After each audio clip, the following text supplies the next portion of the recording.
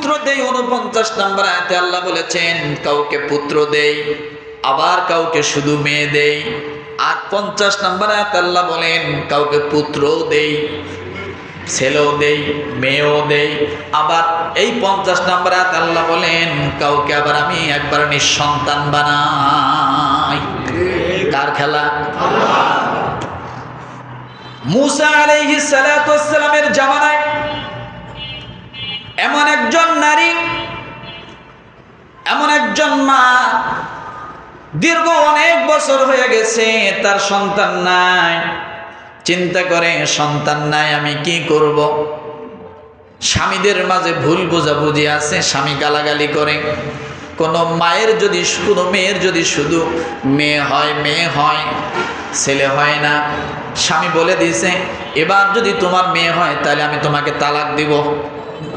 আছে না নাই? এমন জালেম পুরুষ জমিনের মধ্যে আছে না নাই? কিন্তু ওই জালেম পুরুষ জানে না মেয়ে এবং ছেলে উভয়টাই তার দিক থেকেই হয়। তার ভিতরে যদি না থাকে তাহলে নারীর ভিতরে যাবে কোথার থেকে? XY YX। ওই জালেম পুরুষ জানে না যে ওই নারীর কোনো ক্ষমতা নাই ছেলে দেওয়া, নারীর কোনো ক্ষমতা নাই মেয়ে দেওয়া। কারণ যা আসবে আমার দিক থেকে তো তার পেটের মধ্যে যাবে, আমার দিকেই যদি না থাকে সে পাবে কোথায়? আর আল্লাহ যদি না দেন তাহলে আমিও পাবো না, সেও পাবে না। তাহলে একজনের উপরে দোষারোপ হয় কেন? মুসা আলাইহিস সালাতু ওয়াস সালামের জামানায় ওই বন্দা নারী নিঃসন্তান কান্নাকাটি করে, স্বামী তার প্রতি বিভিন্ন ভাবে প্রেসার দেয়, কোনো সন্তান হচ্ছে না, কোনো সন্তান হয় না। নারী অসহায় হয়ে কান্নাকাটি করতে করতে হযরতে মুসা আলাইহিস সালাতু ওয়াস সালামের জামানার কাছে চলে গেল।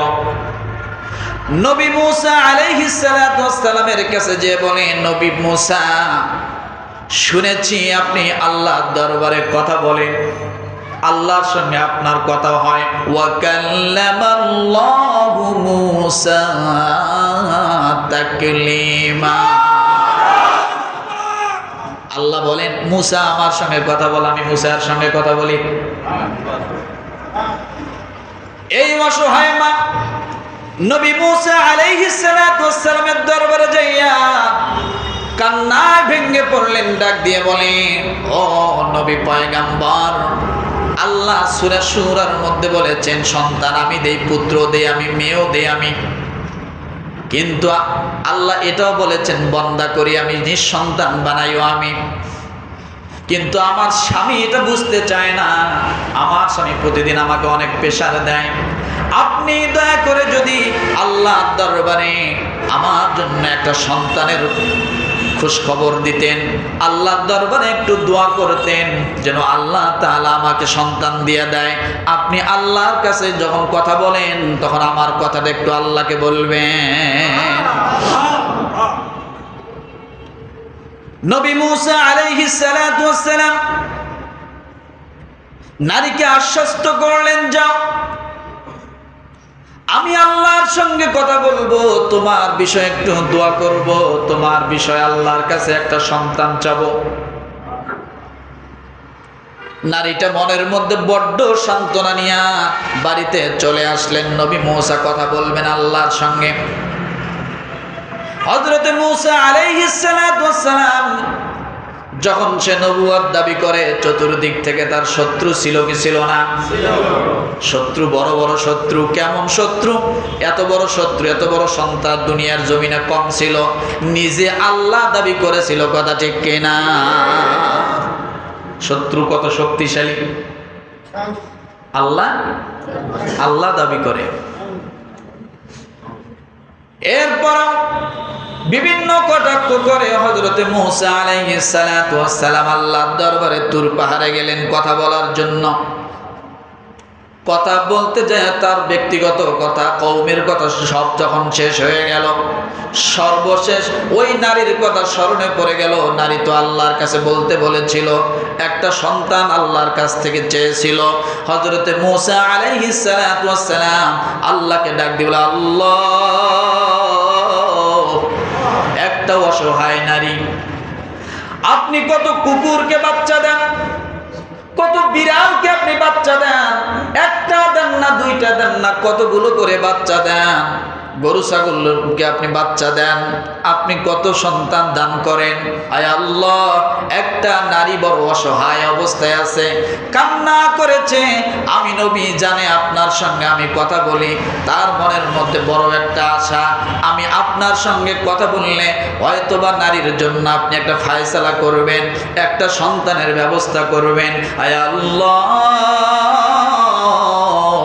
আপনি যদি অসহায় নারীর কোলের মধ্যে একটা ফুল ফুটাইয়া দেন, একটা সন্তান যদি দিতেন, আমি নবীর জন্য দাওয়াতের কাজ আরো সহজ হয়ে যেত। কথা ঠিক কিনা? দাওয়াতের কাজ সহজ হয়ে যেত। কত কঠিন ছিল তার জামানায় দাওয়াত। একা দাওয়াত দিতে সাহস পান না। আল্লাহর কাছে বললেন, আল্লাহ আমার একাই আমি সাহস পাই না, একাই কেমনে যাব? আল্লাহ বললেন, তাহলে কি করব? আল্লাহ তাআলার দরবারে বললেন, আল্লাহ আমার ভাই যে মুসা আছে, ওকেও নবী বানায়া আমার সঙ্গে দেন, আমরা দুই ভাই একসাথে দাওয়াতের কাজ করব। হারুনা আখিশুদুদ বিহি আজরি ওয়া আশরিকুহু ফি আমরি। আরো জোরে বলেন। বোঝেন নাই তো, এই জন্য আর কি বলেন, আল্লাহ হারুনকে যদি আমার সঙ্গে দাও, তাহলে আমার কোমরটা শক্ত হবে, মজবুত হবে। কাইনু সাব্বিহাকা কাসীরা ওয়া নাযকুরুকা কাসীরা ইন্নাকা কুনতা বিনা বাসীরা। যখন আমি ফেরাউনের কাছে দাওয়াত নিয়ে যাব, ফেরাউন উল্টাপাল্টা কথা বলবে, তখন আমার মেজাজ গরম হয়ে যাবে। আমিও না জানি উল্টাপাল্টা কি করে বসি, কি বলে ফেলি। এই জন্য আমি যখন ফেরাউনকে দাওয়াত দিব, তুমি আল্লাহর স্মরণটা যেন আমাকে করায়া দেয়, যাতে এমন কোনো বিচ্যুতি না হয় যে তাকে দাওয়াত দিতে যায় নিজে আমি লাঞ্ছিত হয়ে যাই, এমন যেন না হয়। সূরা তাহা পড়ে দেখেন, সম্ভবত 2 নম্বর পৃষ্ঠায়। কাইনুসাব্বিহাকা কাসীরা ওয়া নাযকুরুকা কাসীরা, আমাকে স্মরণ করায় দিবে তুমি আল্লাহর কথা, যাতে আমি মেজাজ গরম হয়ে জ্ঞান হারিয়ে না ফেলি। সেজন্য আমাকে স্থির রাখে, আর আমার কোমরটা কি হবে? শক্ত হবে। নবী মুসা আলাইহিস সালাতু ওয়াস সালাম ওই অসহায় নারীর কথা যখন বললেন, আল্লাহ তাআলা সাফ জানায় দিল, ও নবী মুসা, আমি ওই নারীর জন্য সন্তান বরাদ্দ করি না। কি করিনি? ঘুমাইতেছেন নাকি? কি করি নাই? ওই নারীর সন্তান বরাদ্দ করি। এই কথা যখন বলছে, আল্লাহকে ডাক দিয়ে বলতেছে, আল্লাহ সন্তান যদি তার জন্য বরাদ্দ না হয়, তাহলে তার বিবাহের ব্যবস্থা করছে কেন? এমনি রাখতে। আল্লাহ বলতেছে, আমি যা বলছি তাই যা বলিও যে তোমার সন্তানের বরাদ্দ। মুসা আলাইহিস সালামকে আমি এই কথা যা বলতে পারবো না। আমি আসার সময় ওর বাড়ির সামন দিয়ে আসছিলাম, সান্ত্বনা দিয়ে আসছি যে তোমার বিষয়ে বলবো, আর আমি জানি যে তোমাকে বললে তুমি একটা দিবে, ও সেই আশায় আছে। এখন তো তুমি ওই রাস্তা দিয়ে আমার হাঁটার পথ করে দিলে না, তাহলে এখন রাস্তা চেঞ্জ করতে হবে। মুসা আলাইহিস সালাম মন টন বেজার করে আরেক দিক দিয়ে যাচ্ছে। নারী তো রাস্তায় বসে আছে, খবরটা নিয়ে আসবে। যাওয়ার সময় বলে গেছে আমি যাচ্ছি। দেখে মুসা নাই, খবর নেই। দিন শেষ হয়ে যায়, মুসা আলাইহিস সালামের কোনো খবরই নেই। যখন বাড়িতে গেছে, যাওয়ার পরে মুসা আলাইহিস সালামের দরবারে যখন গেছে, যা দেখে মহিলাকে দেখার সাথে মুসা আলাইহিস সালাম মাথা নিচু করছে। ওই যে বাকি টাকা পাইলে যেমন কাস্টমাররা কিছু কিছু আছে না, দোকানের সামন দিয়ে গেলে আরেক দিকে মুখ করে যায় যাতে না দেখে, আছে না? নেই এরকম আছে না কিছু লোক? মুসা আলাইহিস সালাম মাথা নিচু করছে যে মহিলাকে জবাবটা দিব কি? সে তো অনেক বড় মুখ করে আমার কাছে আসছে সন্তানের জন্য, কিন্তু আমি তার সন্তানের এই কথা আমি বলবো কেমনে? তারপরও মুসা আলাইহিস সালামকে জিজ্ঞাসা করতেছে, আপনার আল্লাহ কি বলছে? বলছে নাই, যাও গা, নাই, যাও। কি নাই? বলে তোমার সন্তান তোমার জন্য বরাদ্দ নাই। এরপর থেকে ওই রাস্তা দিয়ে মুসা আলাইহিস সালাম মহিলা মনটা বেজার করে চলে আসে। কয়েক মাস পরে যখন চলে গেল, 1 মাস চলে যায়, 2 মাস চলে যায়, এক এক করে বেশ কিছুদিন যখন চলে গেল, মুসা আলাইহিস সালাম ভাবলেন মহিলা হয়তো ভুলে গেছে কথা, আর আমাকে ধরবে না, কিছু বলবে না। মুসা আলাইহিস সালাম ওই মহিলার বাড়ির পাশ দিয়ে যাচ্ছেন, যাওয়ার সময় দেখে মুসা আলাইহিস সালাম তাকায় দেখে মহিলার বাড়ির আঙ্গিনার মধ্যে 1টা 2টা না 4টা সন্তান খেলাধুলা করে। বলেন সুবহানাল্লাহ। কয়টা? মুসা আলাইহিস সালাম যে সামনে যাবে, এই ছোট ছোট বাচ্চা একই সাইজের, কি সুন্দর খেলাধুলা করতেছে, কেউ মার্বেল খেলে, আছে না ছোট ছোট বাচ্চা, খেজুরের বিচি দিয়ে খেলতেছে, একটা একটার চিমড়ি দিতেছে, একটা দৌড়াইতেছে, একটা এক এক দিক যাইতেছে। মুসা আলাইহিস সালাম দেখায় দেখতেছে এটি কারা। একটারে ডাক দিয়ে জিজ্ঞাসা করছে, তোমাদের বাসা কোন জায়গা? এইটা। মুসা আলাইহিস সালাম কয়, আল্লাহ কোন বিপদে ফেলাইলা। এ বাড়িতে একটা সন্তানও ছিল না, 4টে একসাথে খেলতেছে। মুসা আলাইহিস সালাম ওখানে দেরি করলেন না, যে কোন ঘটনা আবার ঘটে, তাড়াতাড়ি সরে যায়। এতটুকু পর্যন্ত থাকি নাকি বলেন? এখন কথা হলো, সন্তান দেওয়ার মালিক কে? জোরে বলে। বুঝতে হবে, আল্লাহ সাফ জানায় দিলেন মহিলার জন্য সন্তান বরাদ্দ নাই, আর বাড়িতে খেলাধুলা করে। মুসা আলাইহিস সালাম তাড়াতাড়ি সরে গেলেন, যে এখানে আর দেরি করা যাবে না, এটা আল্লাহর সাথে আমি বোঝাপড়া করব। এই 4 সন্তান আসলো কোথার থেকে? কথা ঠিক কিনা? এই কথাটাই বুঝাতে চাচ্ছে, সামনে আরো অনেক কথা। সন্তান কোথার থেকে আসলো? এখন কথা হলো, সন্তান দেওয়ার মালিক আল্লাহ। এটারে শুধু দুনিয়ার লাইনেই বড় ডিগ্রি অর্জন করাবেন, নাকি আখিরাতেও দরকার আছে? সন্তান যেন আপনার জান্নাতে যাওয়ার কি হয়, কারণ হয়। কথা ঠিক না? এই জন্য আমরা, আল্লাহ তাআলা এই কথাই বলছেন, নবীজি সাল্লাল্লাহু আলাইহি ওয়াসাল্লাম এই কথাই বললেন, যে এই যে সামনে রমাদান আসতেছে, এখন থেকে পরিবারকে কি করো, সচেতন করো, বেশি বেশি করে তাদেরকে রমাদানের জন্য প্রস্তুত করো, যাতে সকলেই রোজা রাখতে পারে, সকলেই যেন ইবাদত এই পরিমাণ করতে পারে। কারণ প্রত্যেকটা মিনিট, প্রতিটা সেকেন্ড অনেক অনেক অনেক দামি।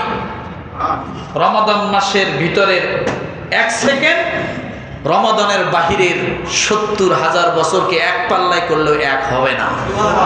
তাহলে আমরা এই রমাদানের জন্য প্রস্তুত হতে রাজি আছি কিনা? ইনশাআল্লাহ জোরে বলেন, আছি কিনা? তাহলে এই মাসে নবীজি বেশি বেশি করে রোজা রাখছেন কিনা? তাহলে আমরা চেষ্টা করব বেশি থেকে বেশি রোজা রাখার। একেবারে যদি না পারি, অন্তত এই মাসে 3টা রোজা রাখার সুযোগ তো অবশ্যই আছে, যা নবীজির সারা জীবনের জন্য ছিল। সুবহানাল্লাহ বলে। নবীজির জন্য কি নিয়মিত ছিল? কোন 3 রোজা? কথা বলে। 13ই শাবান, 14ই শাবান, 15ই শাবান। নবীজি প্রত্যেক চন্দ্র মাসের 13 তারিখ, 14 তারিখ, 15 তারিখ, এই 3টে রোজা প্রতি মাসে 3 রোজা রাখতেন। তাহলে আমরা এই 3টে রোজা রাখতে পারি কিনা? আর এই 3টে রোজা রাখলে কি হবে? লাইলাতুন নিসফে মিন শাবান আছে না? এই লাইলাতুন নিসফে মিন শাবান এর আগের দিনও রোজা রাখা হলো, ওই দিনও রোজা রাখা হলো, এর পরের দিনও রোজা রাখা হলো। তাহলে কি হবে? কেউ যদি এই 3টা রোজা রাখে, আল্লাহ সুবহানাহু ওয়া তাআলা তার জন্য 27টা রোজা রাখার সওয়াব তাকে দান করে দেয়। কয়টা? এই জন্য আমরা সব সময় এই 3টা রোজা রাখলে কি হবে? সামনে যে রমাদান আসতেছে, অন্তত ছোট মোটো একটা পরীক্ষা আমাদের শরীরের উপর দিয়ে যাবে যে আমি রোজা রাখতে পারবো কি পারবো না, একটা সাহস সঞ্চয় হবে। কথা ঠিক না? এই জন্য আর এ মাসে আসলে আল্লাহ সুবহানাহু ওয়া তাআলা অনেক গুনাহগারকে মাফ করে দেয়। বিশেষ করে